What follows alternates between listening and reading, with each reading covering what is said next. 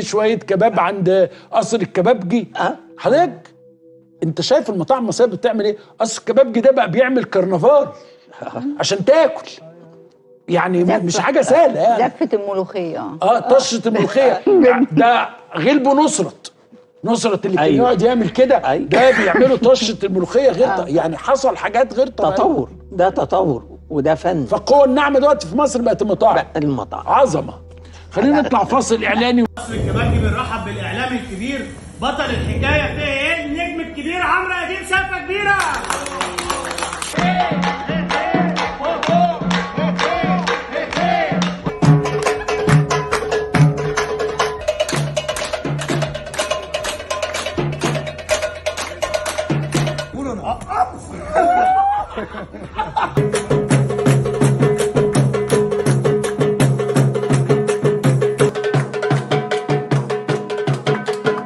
عشان نجمنا اللامع هنعمل شوك كوارع. اهلا اهلا اهلا اهلا اهلا اهلا بالكوارع.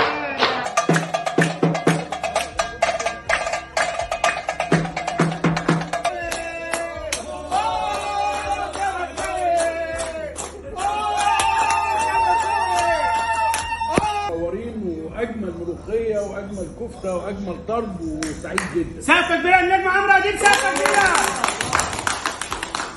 بنقول لحضرتك بقى ما نروحش في اي حته علشان معاه حكايات وروايات كتيره، وبنقول الملوخيه الجميله للنجم عمرو اديب سقفه كبيره.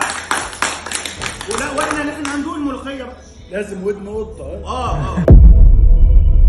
قصر الكبابجي نمبر 1 in the Middle East.